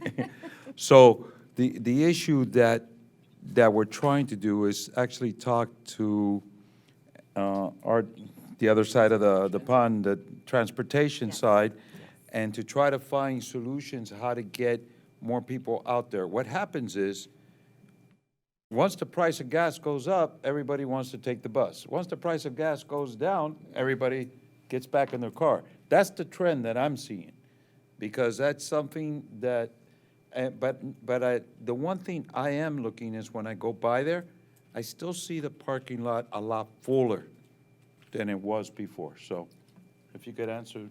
Yes, of course. So I am proud to announce that we're actually working with Ulyss Cleckley from DTPW and with our fellow board member, Jose Enrique Cueto, that we're looking at options of what MDX and the county can partner in doing to enhance the service. I do know that today the current service, I think it's only during peak hours. It's very limited, so you don't see it that much. I do agree it has to be enhanced, so we are having conversations not only with Ulyss's team at the county, but we're also talking to Eileen Bouclé with the TPO. As a matter of fact, I have a meeting next week with Eileen and representatives from Freebie to see what is it that we can maybe pilot and test to see how we can enhance our service. So that is ongoing, so we can definitely report back on where we are and what conversations we're having if you want at the next board meeting. Or when we have maybe something more substantial, we can bring that back as well. I mean, it's up to the board. Well, you can bring when you've got something more substantial, but I'm just saying that that's just, to me, an underutilized asset. You know, because, I mean, I drive along there, and very seldom do I see a bus coming by, you know? During peak hours, they have actually, I've been seeing them, and I've been, seen them a lot when we're trying to get, that's where I take to go to the county, 836, and you do see the buses, but our executive director's correct, it's during peak hours. Yeah, it's and limited. a limited peak hour time, and I think it needs to be expanded. But I also think that the most important thing is going back to the communication side. And communicating to those people, once again, in that whole region, in the whole area, that they could take this to go downtown. Downtown parking has become smaller and smaller and smaller, and more expensive and expensive. So, you know, if we could get that information out as to what the cost is and what the times are, and then maybe adding some times based on a reply from the people themselves, I think it's gonna grow to the point of where we want it to be. And one thing I do want to appreciate, that it is a lot cleaner. So I appreciate that. There's not as much things that are in the way there of the buses. So I want to thank you for that. And after we get the traffic. No, and listen, the county I know has had there's challenges, right? I think we all with the workforce, there's been a challenge. I think there is about 180 vacancies roughly still for bus operators. So I know the county has been dealing with major issues the same way I think the whole community has, all of us, that the workforce, it's been a challenge. So we're trying to be creative and innovative through this rough time. How can we enhance the service that maybe we come in and assist, and maybe not depend so much on the bus operators from the county, but maybe assist with providing some type of service as MDX, and those are conversations that we're currently having. All right. To the Vice Chairman's concern and point, some good news, the Miami Park and Ride will open on November 28th, which will add a few more routes to the bus lanes on the 836. So over time, we, as you noted, continue building that momentum and continue adding routes as we address our hiring challenges and other, difficulties with related to personnel. If you could meet immediately on that, because the commissioners that area is no longer there, so I'm kind of like supporting that district. So one of the things that needs to be done, when is that targeted to open? November 28th. So could we do a campaign of maybe some kind of a flyer, something that could be sent by mail, and telling the people ahead of time, and again, applying the cost and everything else and times and where locations and everything that they need to have, because if not, people are going to drive by it as usual. Absolutely, Chairman. Our team at DTBW has a facility launch plan in place that's going to include all of the messaging to the Commissioner's office, to the community, to all of the stakeholders, to advise them of the facility and promote its use, especially since it's been present but hasn't been in operation over the past few months. So we'll be happy to report on that to your team and to the rest of the stakeholders. And we need to shortly. refresh in the other, Dolphin Park and Ride. Absolutely. Okay. So with that, are you good with that? Okay, so at this point, I have the chairman's comments, and no, we're not open to the public at this time. On the chairman's comments, I simply want to make sure that we continue the way we continue, and when we have the, what was it? Retreat / how did you say? Summit/workshop. Summit/workshop. Then, another name. let's see, a little older in the, so on that said and done. Can you not? Commissioner Monestein, Member Monestein, I was in the middle of my presentation. Is it that important? Go ahead. I'm afraid, Mr. Chair, that you were going to ask the director to schedule what the vice chair called a summit on the 27th, the weekend of the 27th. Whatever the three we're calling it. And I don't want it on the 27th because I want to be there. All right. Make sure every board member can attend. Their when we job start is to picking the make sure dates. everybody's Yes. there. So now that I could get back to it, we want to make sure that you provide that information as needed, and that we have as much information as possible, so we take advantage of that particular day and whatever time. And again, this is to be comfortable and to be able to express in whatever ways, new things that we're going to be listening to, and so on. So I'm very supportive of that. I want to thank all the entities that are working in the bidding process and everything else that we're doing. And of course, to our council, thank you so much for staying on top of it for all of us, because sometimes we don't look too much over there, but we want to say thank you, because there's a lot of things that you worked very hard for and done a great job. So thank you for that. And also to all the staff, I want to say thank you. The reports have been fantastic, and I'm looking for a lot more and moving forward. So thank you. There's a lot of things we still got to do. There's a lot of ideas moving forward, and I just wish we could have done this thing sooner, because there's a lot of ideas that we want to start. And you know, there's some ideas about the north, and some ideas. Okay, I'm reading your mind there, remember? And there's some other ideas that could be brought in, actually, of existing things that could be improved. And then, of course, the ideas of things that are yet to be, that we still need to work on and make sure that we get them done in this board. So with that, that's all I have. Announcements? Anything? If Go I ahead. may, Mr. Chair, just the date for our next board meeting will be December 2nd of this year. We had another meeting prior to that, which was October 28th, but because this meeting was postponed due to Hurricane Ian to October 11, then it's too close to the October 28th date. So we're just going to go ahead and cancel that one and keep our December 2nd meeting. Sounds good. Okay. Thank you. Anything else for the good of the board? Okay, so do I have a motion to adjourn? Motion by Member Cueto, second by everybody. God, really? Seriously? We're adjourned. Thank you, everybody. Thank you.